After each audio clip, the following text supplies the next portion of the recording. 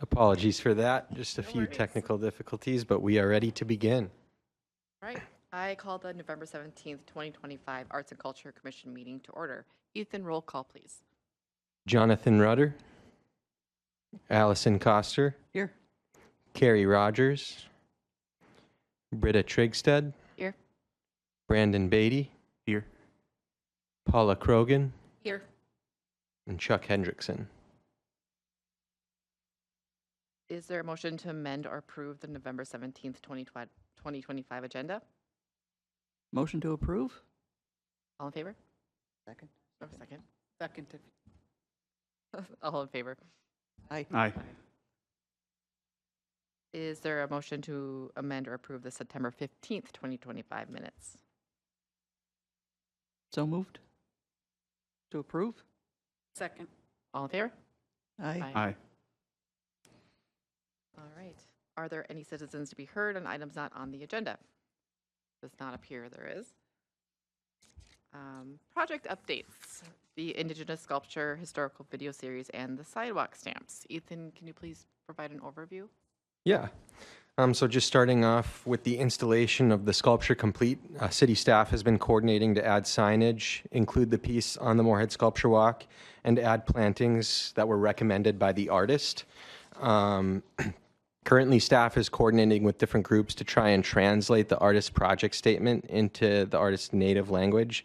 And so once we do that, we'll be able to have a sign or work on getting a sign and add it to the sculpture walk. And then moving on to the video series, with the first episode complete, city staff has been coordinating regarding some ideas for debuting the video, which include a potential event and or just releasing the video on our media.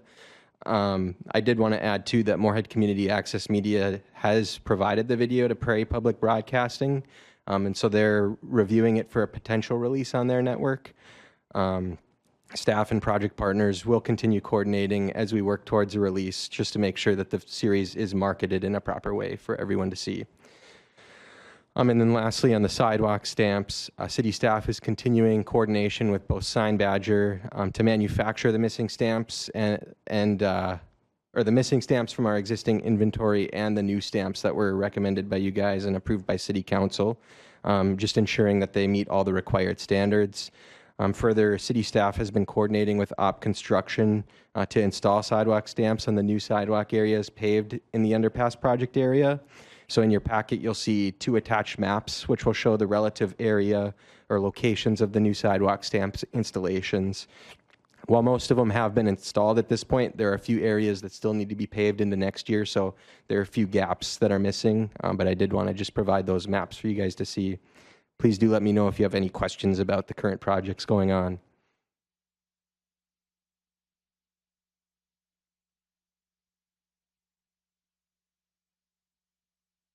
Are there any questions anyone has?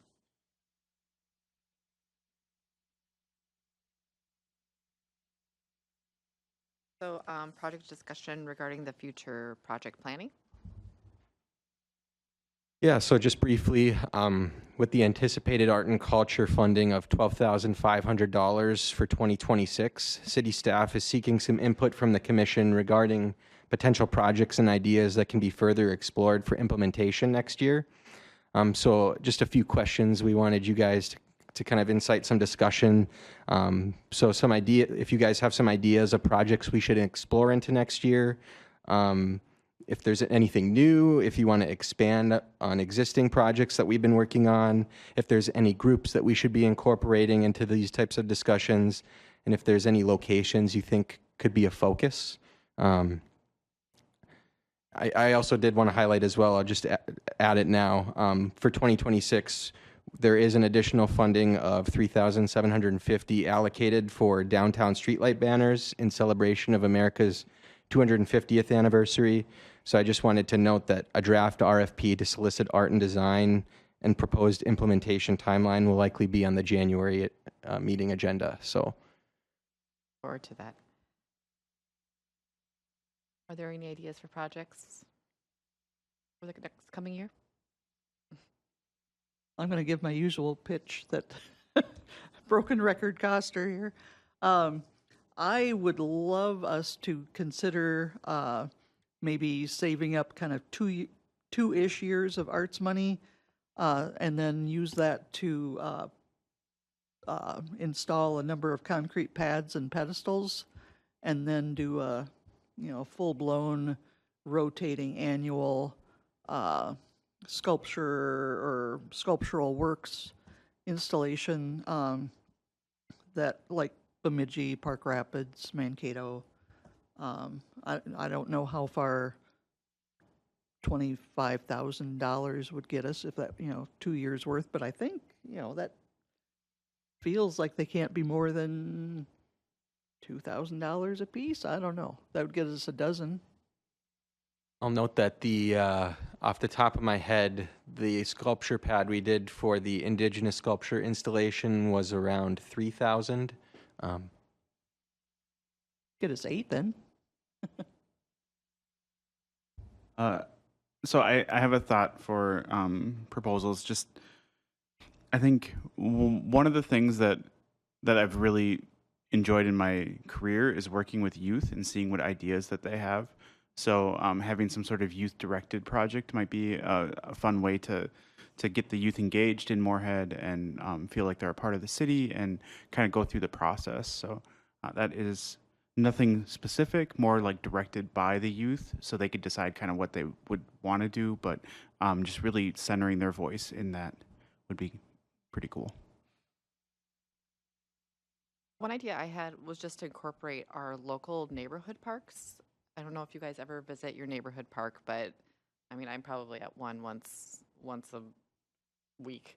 And there's really nothing at those parks that have any sort of artistic element at all. And it would be awesome to have, like, whether it's like a really cool park bench, or even thought of like a little free art library or a little free library at some of those local parks, just to kind of bring people to those parks for more than just like playing with their kids or playing baseball or something like that. And that could be something that, could incorporate the youth in those communities as well. I think I love that idea of kind of bringing new, fresh ideas from the next generation. Some communities do like student art on benches. Would be cool. Was leaning towards what Britta was thinking too, maybe some kind of interactive art piece at those parks that the kids come up with. What's something that they could touch and feel and move and interact with that would hook them? Yeah, both in our communities and with art. I think putting those two things together is a really kind of enriching idea.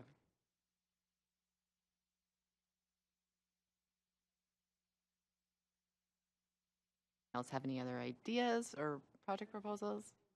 All the neighborhoods, I think, if we Yeah. put them in the neighborhood parks, we're not excluding parts of Moorhead. Yes, and that's why I'm like thinking like those itty bitty little parks, the ones that a handful of families go to. Those are the most important parks in this town.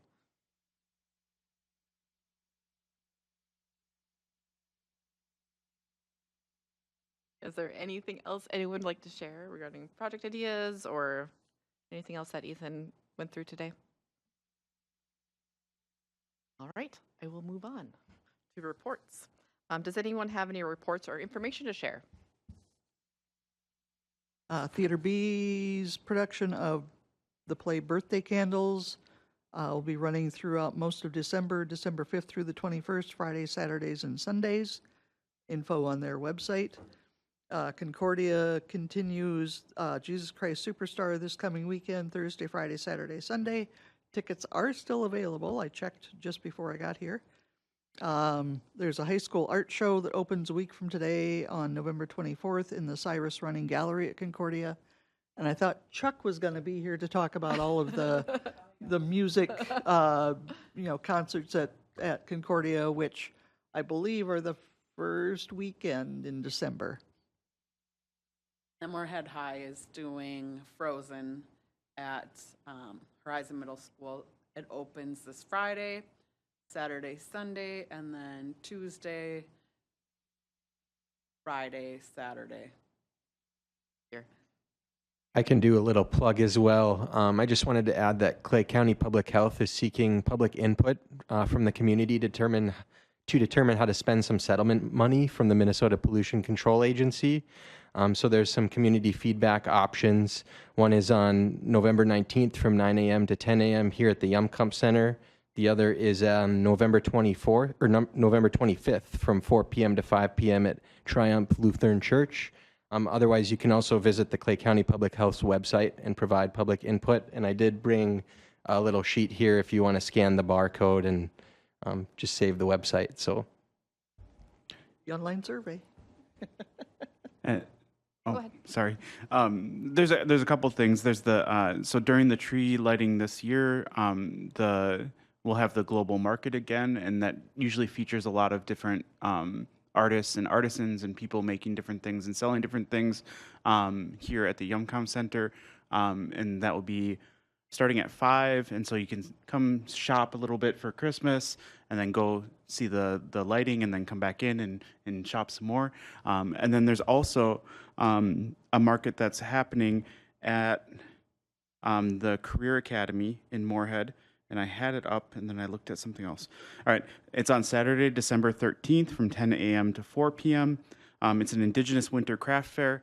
So again, you can go there and get some gifts, some really beautiful handmade gifts and soaps and different things, and just support local artists and artisans. They're also still looking for vendors. So if you're an Indigenous person who would like to be a part of this market, the vendor table is open. You can check the Indigenous Association Facebook page, or there's the flyers going around different places. So there'll be places to find it. And then you could just either reach out to me or reach out to the phone number and I'll get you connected to get a table. And I just had one more to share. MSUM is having a celebration of the arts event December 5th from 6 to 9. And I believe it's just like a student-led all art thing. So visual, theater, music. So it's open to public. So if anyone wants to go, be nice meeting. Is there anything anyone else would like to share? Nope. Is there a motion to adjourn? So moved. So what's the date on the celebration?